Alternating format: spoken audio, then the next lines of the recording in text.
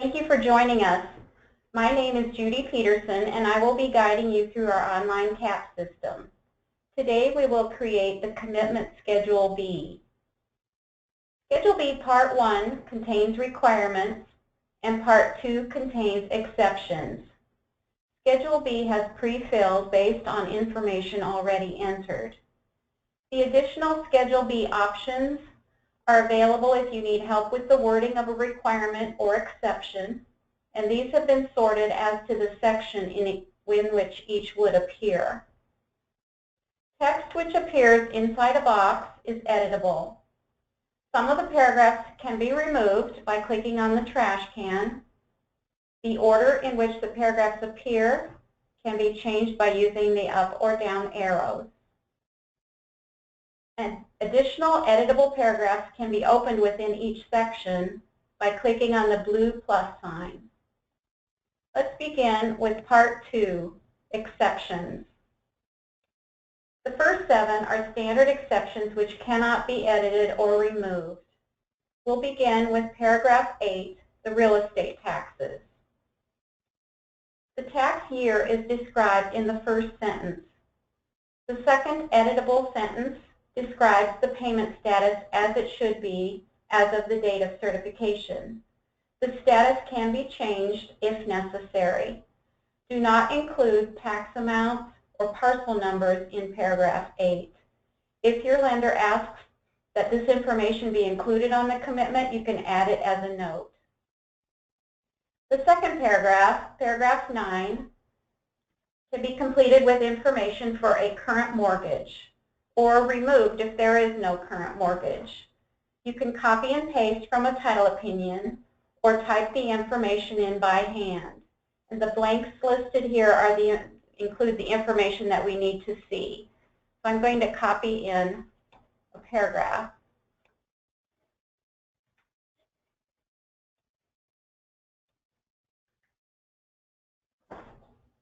If you have more than one current mortgage, you'll want to add another blank paragraph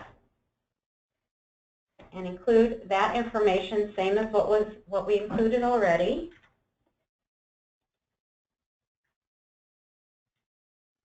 And then I want to see my mortgages appear one after the other in this list, so I'm going to move that paragraph up. So now the current mortgages are listed as paragraphs 9 and 10. Several default paragraphs appear, and we recommend that these remain. Some exception paragraphs may be added based on endorsements which were selected. Also, if on the property screen the number of acres disclaimer was added, 3 default exceptions will be added to Schedule B, which apply to property which does not lie within a city subdivision. Next, I will add the rest of the objections noted on the preliminary title opinion, including the filing information for each. The one exception to this rule is that we don't add specific ordinances or regulations for the city or county. Those will be covered by the default exception, which is shown now as Paragraph 11.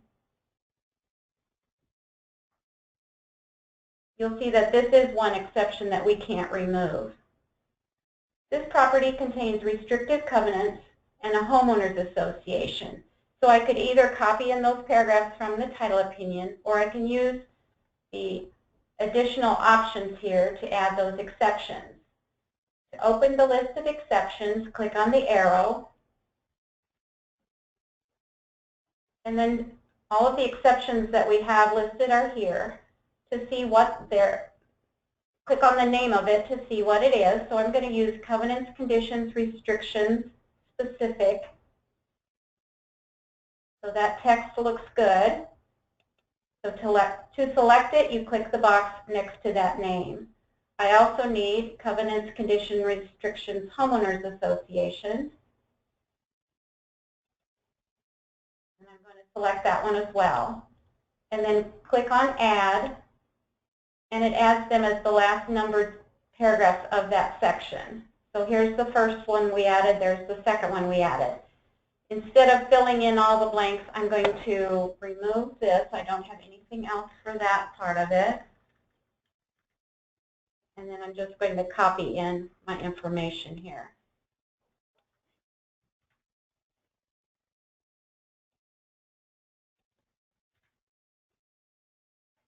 Do the same for the second one.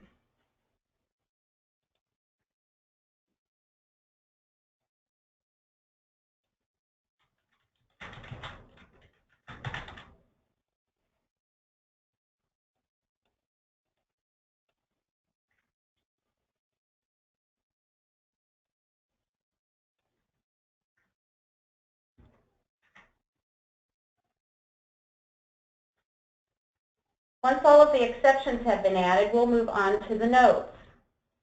The system lists the endorsements which have been selected for each coverage, and because this is a purchase transaction, adds instructions for the buyer to receive free owner coverage.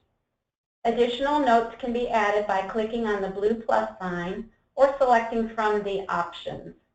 Remember to add tax amounts and parcel numbers using a note rather than adding these details as part of paragraph 8. Other notes would be the 12 or 24 month chain of title required by the lender, or the results of a buyer's search if no liens were found, or anything that you want the lender to know that is not a part of our coverage. Next, let's work on the requirements.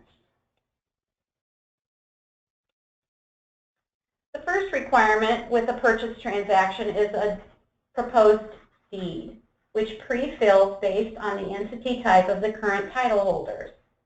In this example, the current title holder is a legal entity, so the deed paragraph pre-fills to require the correct type of deed, in our example, a corporate warranty deed, from duly authorized officers of the company, with a note regarding the articles of incorporation. If the current title holders are individuals, the deed paragraph pre-fills to require a warranty deed from the persons and their spouses, and a note is added requiring that the marital status of the grantors be shown on the deed. Other requirements regarding the sale from a legal entity will also pre-fill. For example, if the seller is a trustee, trustee affidavits will be required. An empty box following the deed paragraph is available if the attorney indicates that additional information is needed with regard to this deed. The second requirement is the proposed mortgage. This paragraph pre-fills with the names of the borrowers and lender and the loan amount. If the borrowers are individuals, a note requiring the marital status of the grantors be shown on the mortgage is added. The third paragraph requires the release of any current mortgages. In our example, the two current mortgages are described in paragraphs 9 and 10, so we're going to add those paragraph numbers here in this blank line.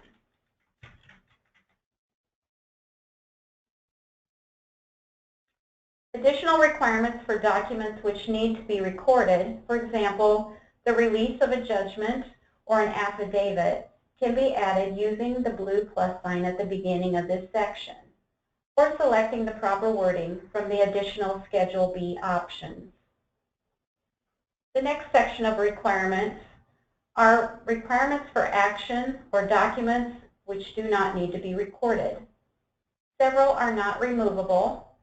The requirement for the completion of the composite mortgage affidavit, a search of the MNLR, and pre-closing search certification if a CPL or GAAP endorsement is issued. In our example, because we selected the location endorsement, a corresponding requirement has been added. Also, because of the homeowners association, we will need to require a letter stating that all of the dues have been paid. So let's go to that section.